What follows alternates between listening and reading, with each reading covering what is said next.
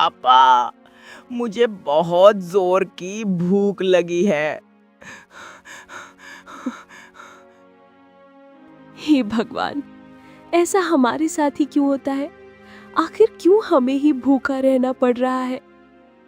तुम दुखी मत हो रमा, ऊपर वाला सब सही करेगा। तुम बस धैर्य रखो। अजी, कब तक धैर्य रखूं? आपको दिख नहीं रहा क्या? हमारा बच्चा भूख के मारे रो रहा है। आखिर कब तक मैं अपने बच्चे को ऐसे भूख से तड़पते देखूंगी? मैं अब और अपने बच्चे को ऐसे नहीं देख सकती। न जाने हमारे साथ ही ऐसा क्यों होता है। रामलाल अपनी पत्नी रमा और अपने बच्चों के साथ सुखपुरा नाम के एक छोटे से गांव में रहता था। रामलाल के पास एक गधा था। उसका घर इस गधे की मदद से ही चलता था। रामलाल इस गधे पर लोगों के सामान रखकर ढोया करता था, जिसकी वजह से उसकी थोड़ी सी आमदनी हो जाती थी और उसका घर चल जाता था। लेकिन पिछले कुछ समय से रामलाल का ये धंधा नहीं चल पा रहा था, जिसकी वजह से वह काफ़ी ज़्यादा दुखी था। हे भगवान, धंधा भी नहीं चल पा रहा। अब मैं क्या कर सकता हूँ? मुझे तो कुछ और काम भी नहीं आता। रामलाल दुखी मन से अपने घर पे आ जाता है। आज भी रामलाल की कुछ भी कमाई नहीं हुई थी। रामलाल की पत्नी रमा इस बात को बिना रामलाल के बताए ही समझ चुकी थी। वह रामलाल से दुखी स्वर में बोली, मुझे पता है जी, आज भी कमाई नहीं हुई, लेकिन अब हम कर भी क्या सकते हैं। लेकिन हमें हमारे बच्चे को खाना खिलाने के लिए कुछ तो करना पड़ेगा। आप एक काम कीजिए, मेरी माँ ने जो मुझे पुश्तैनी गहने दिए थे उन्हें जाके बेच दीजिए। उनसे जो पैसा आएगा थोड़े दिनों तक तो उससे हमारा खर्चा चल जाएगा। हो सकता है बाद में आपका काम अच्छा चलने लगे। तुम कह तो सही ही रही हो रमा। आज जैसी हालत हमारी चल रही है, मुझे भी यही लग रहा है कि हमें वो गहने बेच देने चाहिए, और फिर उनसे जो पैसा आएगा उससे हमारा घर तो चलेगा ही, साथ में हम कुछ और काम भी शुरू कर देंगे उन पैसों की मदद से। रामलाल ने अपनी पत्नी रमा के गहने लिए और बेचने निकल पड़ा।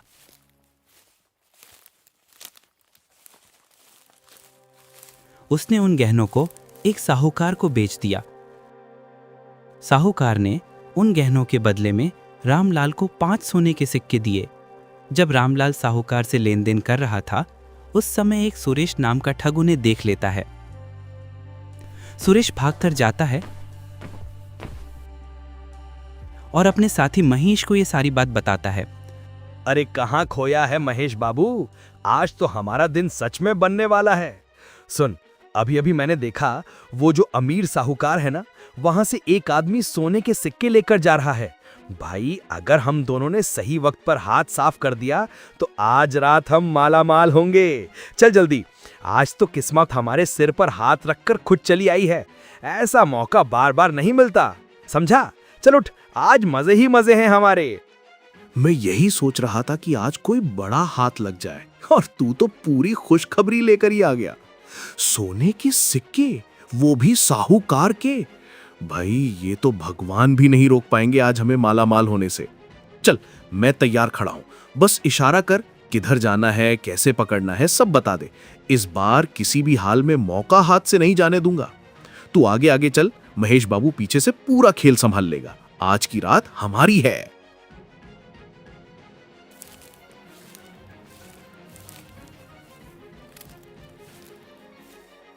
महेश और सुरेश दोनों रामलाल के पीछे चलने लग गए।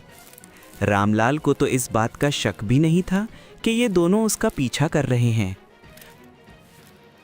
चलते चलते रामलाल और दोनों ठग एक जंगल में पहुंच गए। दोनों ठगों को अपने पीछे आते देख रामलाल ने सोचा, अरे, ये दोनों आदमी कौन हैं? ये तो कब से मेरे पीछे पीछे ही आ रहे हैं। कौन हो सकते हैं ये दोनों? कहीं इन दोनों की नज़र मेरे सिक्कों पर तो नहीं है। हो भी सकता है इन्होंने मेरे सिक्के देख लिए हों। मुझे जल्दी जल्दी चलना पड़ेगा। अरे भाई सुरेश, ये आदमी तो बहुत तेज चल रहा है। जल्दी जल्दी चल, कहीं हम ये मौका ना गंवा दें।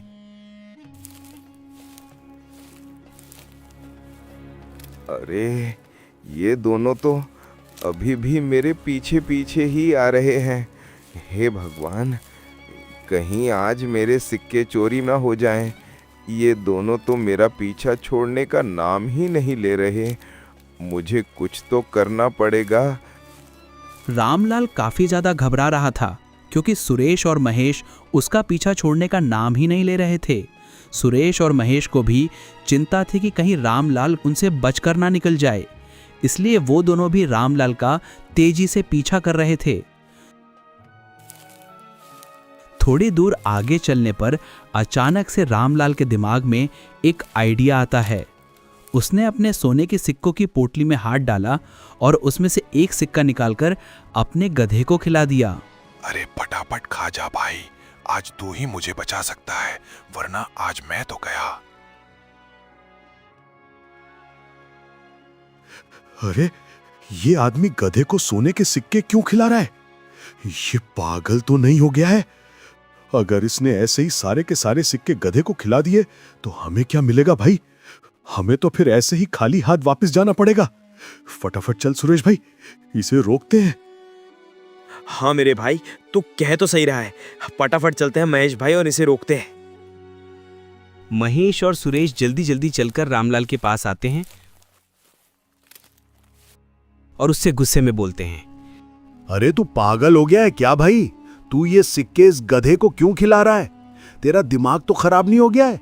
भला कौन ही इंसान होता है जो इतने कीमती सोने के सिक्कों को गधे को खिलाता है? कहीं तू ही तो गधा नहीं है? अरे समझाओ सुरेश भाई इसे।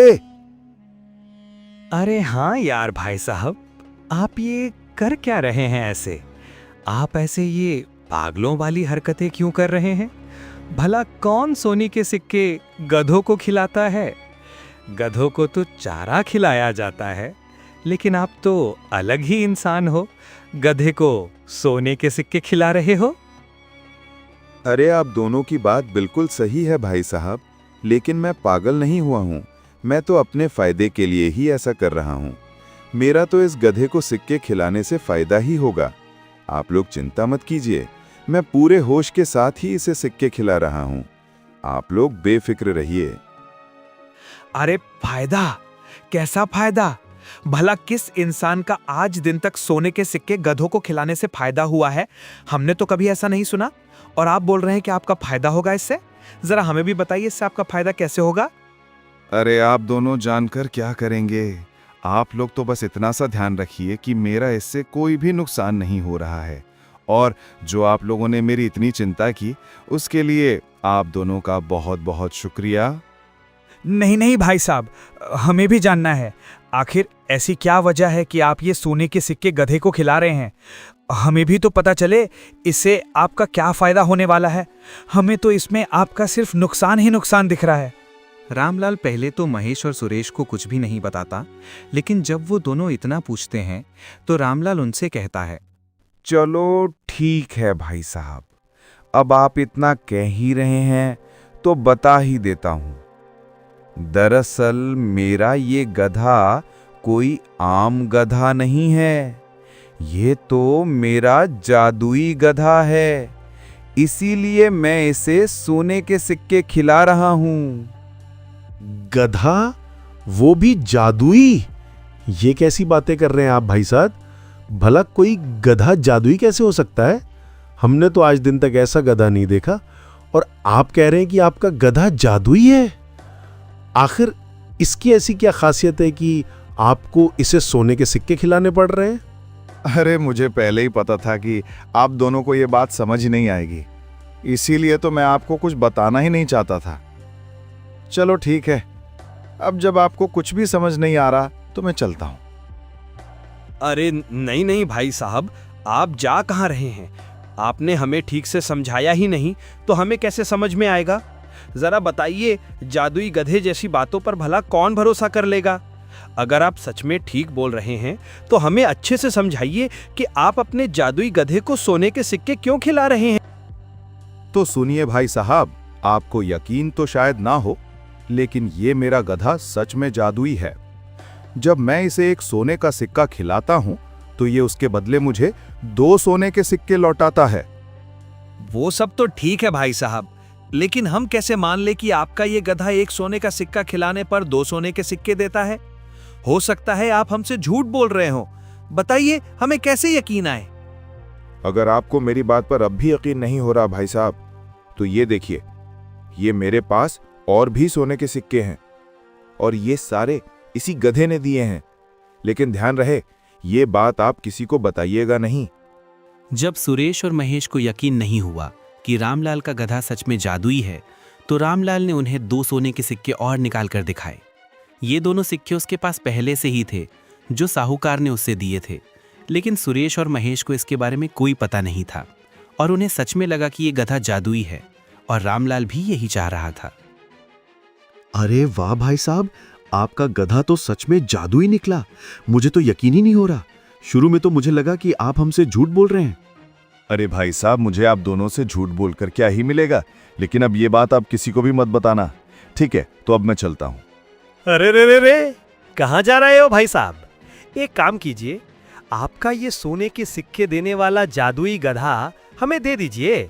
इसके बदले में हम आपको और भी ज्यादा सोने के सिक्के दे देंगे। नहीं भाई साहब, मैं आपको अपना गधा कैसे दे दूं? ये तो मेरे बड़े काम का गधा है। इसकी मदद से मैं धीरे धीरे अमीर हो जाऊंगा। आप लोग मुझे जाने दीजिए, मुझे और भी काम है। अरे भाई साहब, आप इस गधे के बदले ये इतने सारे सिक्के रख लीजिए। बस ये गधा हमें दे दीजिए, आपकी बहुत बड़ी मेहरबानी होगी। चलो ठीक है भाई साहब, आप इतना कह ही रहे हैं तो आप ले लीजिए इस गधे को। पर इतना याद रखिएगा, जब कभी भी इस गधे को सिक्के खिलाएं तो ये हाथों हाथ सिक्के नहीं देगा।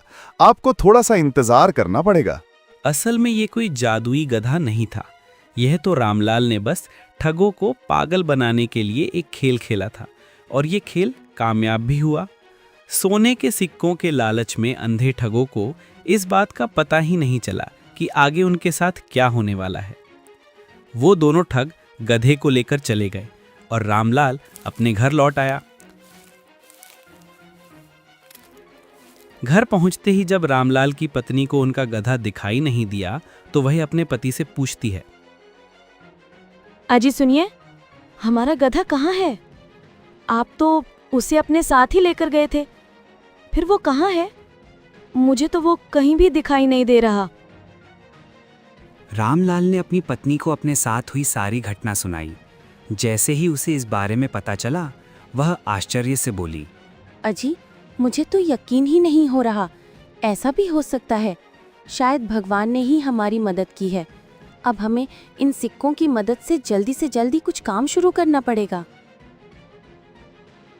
हाँ रमा, तुम सही कह रही हो। शायद भगवान ने ही हमारी मदद की थी। अब बस हमें जल्द से जल्द कोई काम शुरू करना पड़ेगा, और ये सब करने से पहले हमें सावधान रहना होगा, ताकि उन ठगों को सच्चाई का पता भी ना चले। हमें सोच समझकर कदम उठाने होंगे। सुरेश और महेश अपने साथ रामलाल का जादुई गधा लेकर अपने ठिकाने पर पहुंचे। आज वे दोनों बहुत खुश थे, क्योंकि उन्हें अभी भी यकीन था कि ये गधा सच में जादुई है। वे सोच रहे थे कि उन्होंने आज बहुत बड़ा फायदा कर लिया है, और इस गधे की मदद से अब उनकी किस्मत भी चमकने वाली है। इस खुशी में उनकी थोड़ी घबराहट भी मिली हुई थी, क्योंकि उन्हें नहीं पता था कि आगे क्या होने वाला है और कब सच सामने आएगा। चल भाई महेश, आओ इस गधे को अब सिक्के खिलाएं। शायद ये हमें दुगना करके सोने के सिक्के दे सके। सोचो, अगर ये सच में काम कर गया तो हमारी किस्मत कितनी चमक जाएगी। आओ जल्दी करें, वरना ये मौका हाथ से निकल जाएगा। तुम सही कह रहे हो सुरेश। अब शुभ काम में देरी किस बात की? चलो फटाफट इसे सिक्का खिलाते हैं। सोचो, अगर ये सच में काम कर गया तो हमें कितने सारे सिक्के मिलने वाले हैं। जल्दी करना पड़ेगा, वरना मौका हाथ से निकल जाएगा। महेश ने सुरेश से ऐसा कहकर अपनी जेब से एक सोने का सिक्का निकाला और गधे को खिला दिया। गधा भी बड़े प्यार से उस सिक्के को खा गया। सुरेश और महेश दोनों थोड़ी देर इंतजार करने लगे, लेकिन जब गधा तुरंत सिक्का नहीं लौटाता तो उनकी आंखों में हल्की निराशा और चिढ़ दिखाई देने लगी।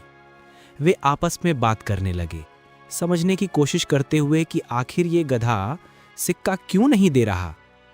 अरे महेश भाई, ये गधा अभी तक सिक्का क्यों नहीं दे रहा? इतनी देर तो हो गई हमने इसे सिक्का खिलाए हुए। क्या हुआ, कहीं ये गधा सच में हमारे साथ खेल तो नहीं खेल रहा? सोचो, अगर ये सच में सिक्का नहीं देगा तो हमारा सारा प्लान ही बिगड़ जाएगा। अरे सुरेश भाई, आप चिंता मत करो। रामलाल ने कहा था ना कि थोड़ी देर इंतजार करना पड़ेगा, थोड़ा धैर्य रखना पड़ेगा। जल्दीबाजी करने में कोई फायदा नहीं है। तो चलो हम थोड़ा और इंतजार कर लेते हैं और देखते हैं कि गधा कब सिक्का देता है। थोड़ी सी शांति और धैर्य से ही कामयाबी मिलती है ना? ठीक है महेश भाई, हम थोड़ा और इंतजार कर लेते हैं। शायद थोड़ी देर धैर्य रखने से ये गधा सिक्का वापस दे देगा। आखिरकार रामलाल ने ही कहा था कि जल्दबाजी करने में कोई फायदा नहीं है ना? तो चलो अब हम थोड़ा शांत हो जाते हैं और देखते हैं कि आगे क्या होता है। सुरेश और महेश ने गधे को सिक्का खिलाए हुए 3 घंटे और इंतजार किया, लेकिन गधा अब तक उन्हें कोई सोने का सिक्का नहीं दे रहा था। जितनी देर बीतती गई, उनकी उम्मीदें धीरे धीरे कम होने लगीं और थोड़ी निराशा भी उनके चेहरे पर दिखने लगी। वे सोचने लगे कि कहीं एक गधा सच में उनके साथ मजाक तो नहीं कर रहा, या उनकी योजना में कोई चूक हो गई है। फिलहाल गधा बिल्कुल शांत बैठा था। अरे यार भाई, इसने तो अभी तक हमें 2 गुने सोने के सिक्के नहीं दिए। आखिर ऐसा क्या चक्कर पड़ गया? हमने तो सब कुछ सही किया, सिक्का खिला दिया, इंतजार भी किया, लेकिन फिर भी कोई फायदा नहीं हुआ। क्या हम कुछ भूल तो नहीं गए, या ये गधा सच में हमारा मजाक तो नहीं बना रहा? अरे यार महेश, मैं तो पहले ही कह रहा था कि ये गधा सोने के सिक्के नहीं दे रहा। मुझे लगता है हमें इसे और भी सिक्के खिलाने पड़ेंगे। महेश और सुरेश को कुछ समझ में नहीं आया कि आखिर ये गधा उन्हें सोने के सिक्के क्यों नहीं दे रहा। उन्हें अभी भी लगता रहा कि शायद उन्होंने गधे को सिक्के कम दिए हैं, इसलिए ये सिक्के वापस नहीं दे रहा। इसलिए उन्होंने गधे को और भी सोने के सिक्के खिला दिए। लेकिन जब गधा फिर भी उन्हें 2 गुने सिक्के वापस नहीं देता, तो उन्हें सारी सच्चाई समझ में आ गई कि ये गधा कोई जादुई गधा नहीं था और रामलाल ने उनका मजाक बनाया था। इस रामलाल के बच्चे को मैं बिल्कुल भी नहीं छोड़ूंगा। हम दोनों को बेवकूफ बना दिया उसने। कोई जादुई गधा वधा नहीं है ये, बस हमें चूना लगा दिया। बस एक बार मिल जाए तो देखना सुरेश भाई, इस बार हम उसे अच्छा सबक सिखाएंगे। मैं उस रामलाल से जरूर बदला लेकर रहूंगा। हमने अपने सारे सिक्के उसे दे दिए और उसने हमें ही बेवकूफ बना दिया। ये कोई जादुई गधा नहीं, बस एक मामूली गधा है। रामलाल बच नहीं पाएगा इस बार। सुरेश और महेश को जब गधे की असलियत का पता चला तो वे गुस्से में आ गए। अब उनका बस एक ही मकसद था, रामलाल को ढूंढना और इस बार किसी भी तरह से उससे बदला लेना। उनके चेहरे पर गुस्से और ठान लेने वाली मजबूती साफ दिख रही थी। वे पूरी तैयारी के साथ निकल पड़े ताकि जो खेल रामलाल ने उनके साथ खेला उसका हिसाब चुकता कर सकें।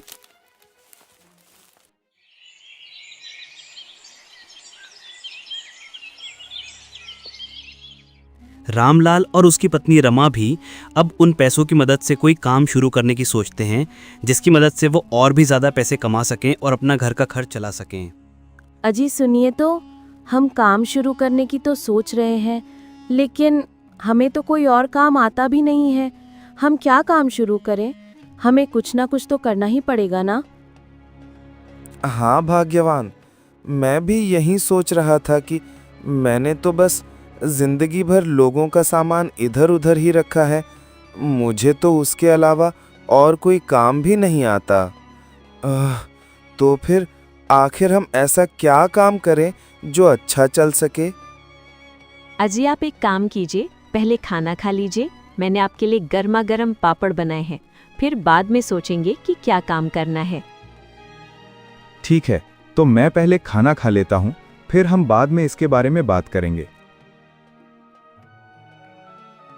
अपनी पत्नी रमा के कहने पर रामलाल अपनी पत्नी के हाथों से बने हुए पापड़ खाने लग गया। पापड़ खाते खाते रामलाल अचानक से चौंक कर रुक गया और कुछ सोचने लगा। उसे ऐसे सोचते देख रामलाल की पत्नी ने रामलाल से पूछा, अजी क्या हुआ? अचानक खाते खाते क्यों रुक गए? पापड़ अच्छे नहीं बने क्या? अच्छे? ये तुम क्या बोल रही हो रमा? अच्छे क्या, बहुत अच्छे बने हैं। ऐसा लग रहा है मानो तुमने अपने हाथों का जादू इसमें डाल दिया हो। इतने स्वादिष्ट पापड़ मैंने आज तक नहीं खाए।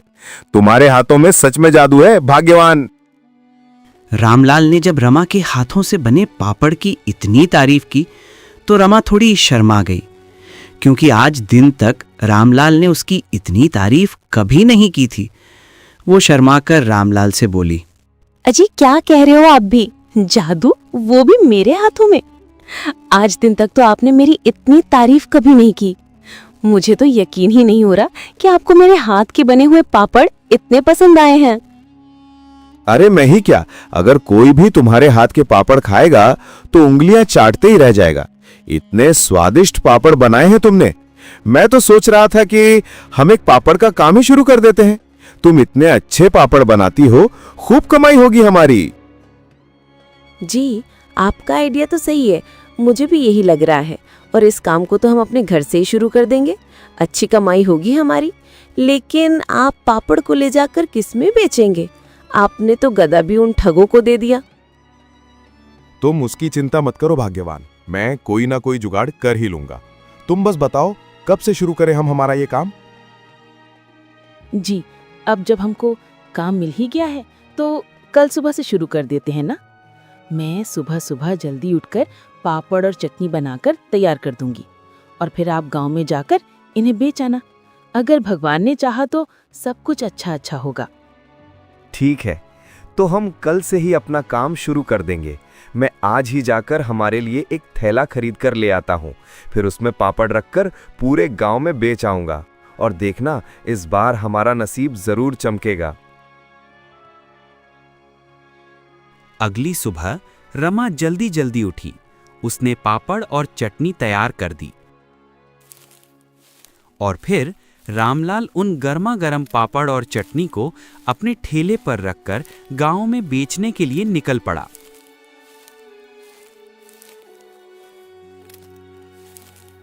ले लो भैया ले लो, गर्मा गर्म पापड़, कुरकुरे पापड़, रामलाल के पापड़। एक बार खाओ, बार बार याद आओ। रामलाल जोर जोर से आवाज लगाकर लोगों को अपने ठेले के पास बुला रहा था, लेकिन एक भी गांव वाला उसके पास पापड़ खरीदने नहीं आया। लोग उसे दूर से ही देखकर निकल जा रहे थे, कोई भी उसके पास नहीं रुक रहा था। रामलाल की समझ में नहीं आ रहा था कि आखिर लोग क्यों नहीं खरीद रहे। हे भगवान, ये क्या हो रहा है? मेरे पास तो एक भी आदमी पापड़ खरीदने नहीं आया। अगर कोई एक भी आदमी पापड़ खरीद कर चखेगा ही नहीं तो लोगों को कैसे पता चलेगा कि मेरे पापड़ सच में स्वादिष्ट हैं? मैं उन्हें कैसे यकीन दिलाऊं कि मेरे पापड़ बाकी दुकान वालों के पापड़ों से कहीं बेहतर हैं? रामलाल का आज पूरे दिन एक भी पापड़ नहीं बिका। थका हारा उदास मन से वह घर की ओर चल पड़ा। उधर घर पर रमा बड़े उत्साह से उसका इंतजार कर रही थी। उसे पूरा भरोसा था कि आज तो खूब कमाई हुई होगी। लेकिन जैसे ही रामलाल घर पहुंचा और रमा ने ठेले पर ज्यों के त्यों रखे पापड़ देखे, वो सब कुछ समझ गई।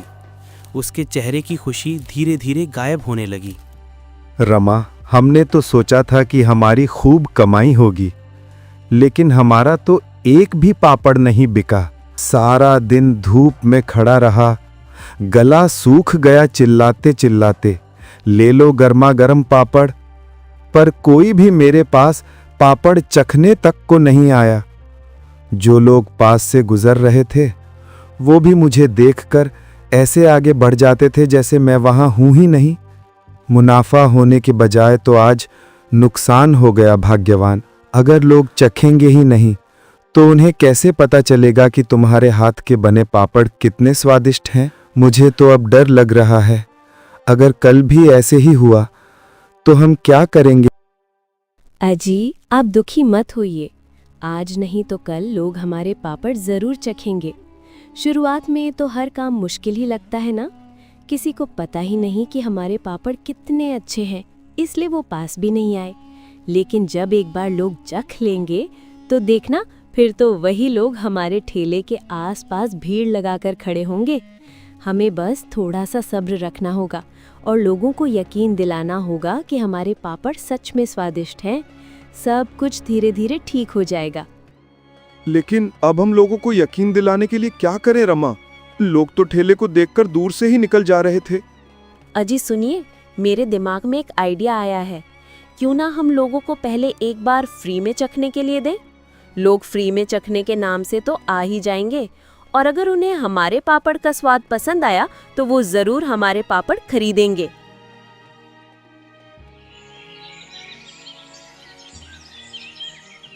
अगली सुबह भी रामलाल अपने ठेले को लेकर पापड़ बेचने के लिए गांव में निकल पड़ा। लेकिन आज उसने अपने प्लान के अनुसार लोगों को एक पापड़ फ्री में चखने के लिए बुलाया। अरे आ जाओ भाइयों, आ जाओ, गर्मा गर्म पापड़ ले लो, एक पापड़ फ्री में चखो। अगर पसंद आए तो खरीद लेना, वरना पैसे मत देना। गांव का एक आदमी फ्री में पापड़ चखने के लिए रामलाल के ठेले के पास आया। वह रामलाल से पूछने लगा कि अरे भाई, क्या तुम सच में एक पापड़ फ्री में चखने को दे रहे हो? कहीं तुम झूठ तो नहीं बोल रहे? एक तो मैं पापड़ चख लूं और फिर तुम मुझसे पैसे मांग लो। अरे नहीं नहीं भाई साहब, आपने बिल्कुल सही सुना है। मैं एक पापड़ फ्री में चखने को दे रहा हूँ। अगर आपको पापड़ पसंद आए तो आप और भी पापड़ खरीद लेना और उनके पैसे दे देना। लेकिन इस एक पापड़ का मैं आपसे पैसा नहीं लूंगा। ठीक है, तो फटाफट से मुझे एक गर्मा गर्म पापड़ चटनी में लगा कर दो। अगर मुझे स्वाद पसंद आया तो मैं और भी पापड़ अपने बच्चों के लिए खरीद लूंगा। जरूर भाई साहब, अभी देता हूँ आपके लिए गर्मा गर्म स्वादिष्ट पापड़, जिसे खाकर आप उंगलियां चाटते रह जाओगे। रामलाल ने गांव वाले को एक पापड़ दिया। गांव वाला उसे खाने लगा। जैसे ही पापड़ और चटनी का स्वाद उसकी जीभ पर पड़ा, वो अचानक चौंक गया और खुश होकर रामलाल से बोला, आहा, वाह, क्या बात है भाई साहब, मैंने इतने स्वादिष्ट पापड़ आज तक नहीं खाए। सच में आपके पापड़ बहुत स्वादिष्ट हैं। आप एक काम कीजिए, फटाफट 3 पापड़ मेरे लिए पैक कर दीजिए। आज तो मेरी बीवी और बच्चे भी इन्हें खाकर खुश हो जाएंगे। मैं आपके पापड़ के बारे में गांव के और लोगों को भी बताऊंगा। सच में आपके पापड़ काफी स्वादिष्ट हैं। गांव वाले ने रामलाल के पापड़ की खूब तारीफ पूरे गांव में कर दी। उसकी बात सुनकर और भी लोग पापड़ चखने आए।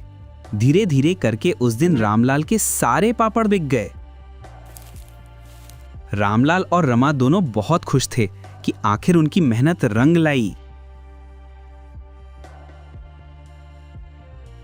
उधर महेश और सुरेश दोनों ही रामलाल को ढूंढते हुए गांव में इधर उधर घूम रहे थे।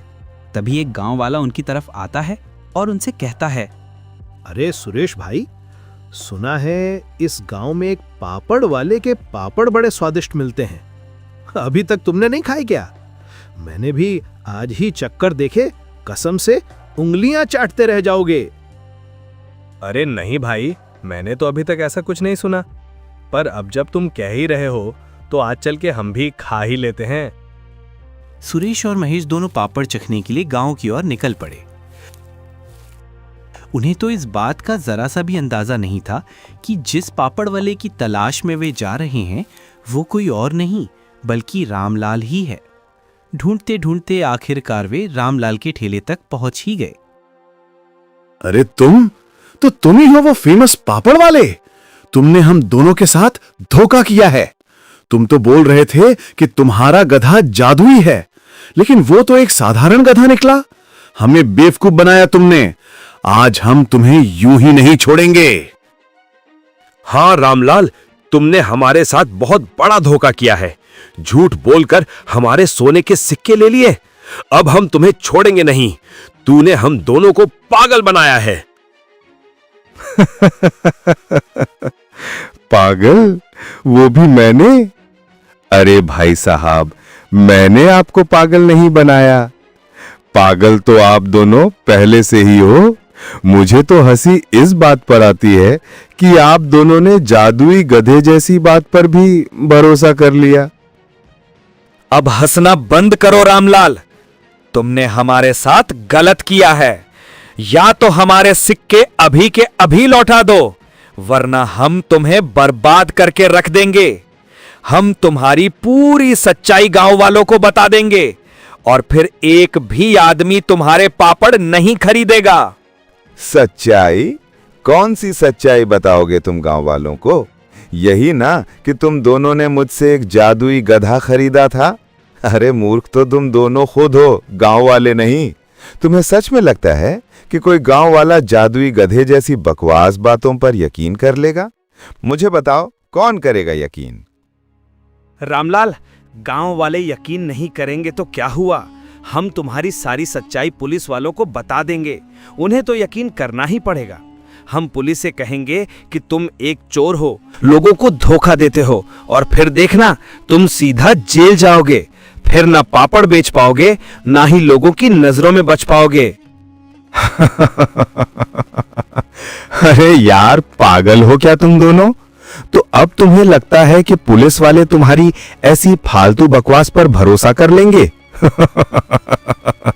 मतलब तुम पुलिस को जाकर बताओगे कि मैंने तुम्हें एक जादुई गधा बेचा था? और पुलिस वाले तुम्हारी इस बात पर यकीन कर लेंगे? यकीन करना तो छोड़ो, वो तो तुम्हें ही पागल समझकर जेल में डाल देंगे। अब काम के समय पर मेरे पास आकर बकवास मत करो, चुपचाप यहां से निकल जाओ। मैं तुम्हें तुम्हारा एक भी सिक्का वापस नहीं देने वाला, और अगर अब भी यहीं खड़े रहे तो मैं गांव वालों को बुलाकर तुम दोनों की पिटाई करवा दूंगा, समझे? रामलाल, मैं तुझे छोड़ूंगा नहीं। आज भले ही मैं यहां से जा रहा हूं, लेकिन सुन ले, मैं फिर से आऊंगा और तुझे बर्बाद करके ही दम लूंगा। रामलाल, तूने हम दोनों से गलत पंगा ले लिया है। मैं तुझे पूरी तरह से बर्बाद करके छोड़ूंगा रामलाल। बहुत हुई तुम दोनों की बकवास। अब चुपचाप यहां से निकल जाओ। तुम्हें जो करना है ना, तुम कर लो, पर मैं तुम्हें तुम्हारे सिक्के अब नहीं लौटाने वाला। रखो तुम अपने पास वही जादुई गधा, मूर्खो। सुरेश और महेश को अब समझ में आ गया था कि रामलाल उन्हें उनके सिक्के वापस नहीं देने वाला, क्योंकि उन्हें भी ये बात पता चल गई थी कि उनकी जादुई गधे वाली बात पर कोई भी भरोसा नहीं करने वाला। इसीलिए उन्होंने अपनी भलाई इसी में समझी कि वो चुपचाप यहां से निकल लें। महेश, मैं इस रामलाल के बच्चे को छोड़ूंगा नहीं। मैं इसे पूरी तरह से बर्बाद करके रहूंगा महेश। मैं इस रामलाल से बदला तो लेकर ही रहूंगा। महेश और सुरेश भले ही वहां से निकल गए थे, लेकिन अभी भी वो रामलाल से बदला लेना चाह रहे थे। उनके मन में रामलाल के प्रति काफी ज्यादा गुस्सा था। अब आखिर रामलाल से बदला लेने के लिए ये दोनों क्या करेंगे, इसे हम कहानी के पार्ट 2 में देखेंगे। तो फटाफट से इस वीडियो पे 50 कमेंट और 50 लाइक कर दो, और अगर तुम्हें पार्ट 2 देखना है तो सब्सक्राइब करके रख लो। पार्ट 2 बहुत जल्दी आने वाला है। तब तक तुम स्क्रीन पर टैप करके बाकी कहानियां देख सकते हो।